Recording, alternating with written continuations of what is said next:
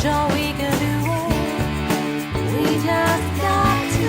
Yeah, yeah, yeah, yeah. I know we can do it. Sure we can do it. We got to.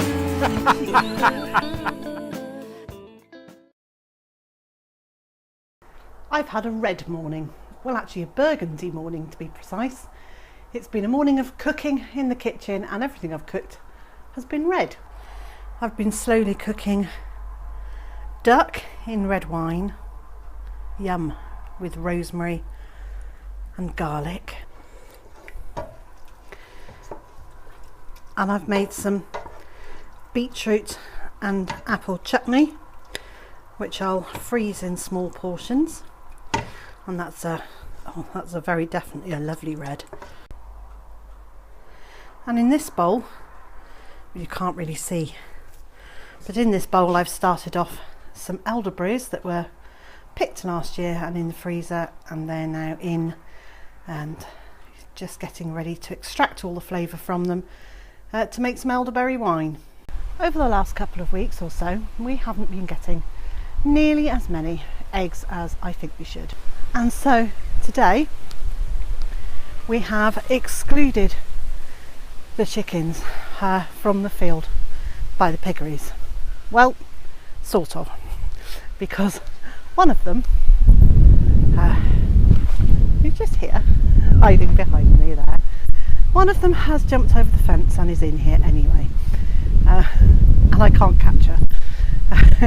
But yes, sure enough, no sooner had we shut them all into the stable and field at the back than some of the eggs that I thought had been missing have appeared in the nesting boxes. So definitely there are chickens laying out here somewhere. And now all we have to do is work out where, in amongst all of this lot,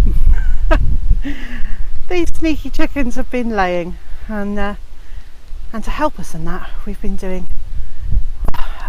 a difficult, not complex, but quite prickly task. So at the back of the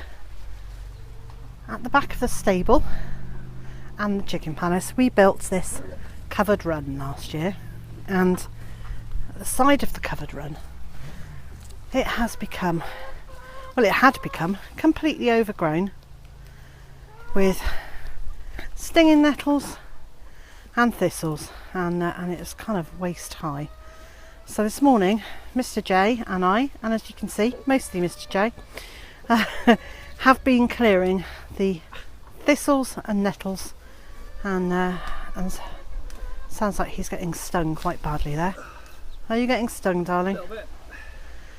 So we've been clearing it, and the girls, they love it. They are so happy. They're around here scratching and seeing what they can find. This one in particular, this girl here in the centre of the picture, that's Jack, and she is a digger supreme, and she if you bring a fork out here, she will literally put her head between the tines of the fork and be there trying to lift things from the ground as you're trying to dig it. So far we've filled 2 or 3 bags like this. That's absolutely jam-packed. This is what we have our bedding in, and they are filled with thistles, and all of this area was covered with knee-high, if not waist-high thistles. It was a grand old task. In fact, I can show you. This netting is 3 feet high, and that's what's on the other side of it. So this is what we're fighting against, is the field next door has edges that are left wild, but all of that goes to seed and drops into our garden for us to clear up. So our great experiment in seeing how many eggs were laid if we can find the chickens to the one field, well, it was a bit of a failure really, because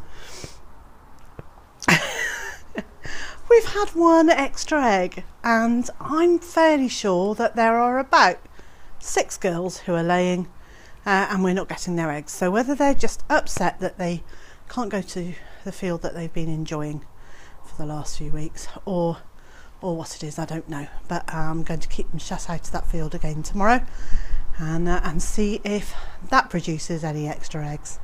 What has been a thorough success though is the clearing of the weeds away from the area behind the chicken walkway. I can now actually see through the gate, which I haven't been able to do for some time, and I can also see pretty much down to the end of the walkway, and what a great job he's done. So this area, which was completely choked up with weeds, is now, well, it's clear, isn't it? And the chickens have really been enjoying being out here today. So I'm just going to sprinkle a few bits of food for them, so that's what the noise is that you can hear. Oh yes, hello boy. There we go.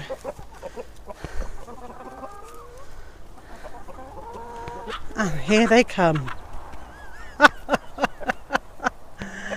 Oh, you'd think that they'd never been fed, and they have. They were all down by the feeder, helping themselves to food as they wanted it, and and now they're all excited about me maybe having thrown them a few more scraps.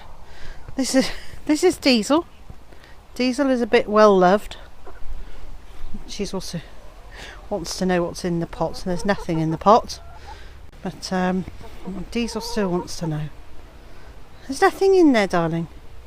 I've emptied it onto the floor.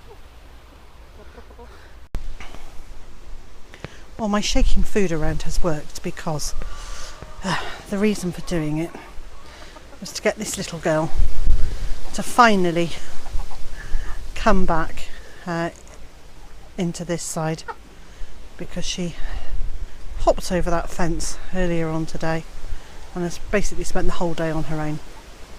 And at least now she's back with the others.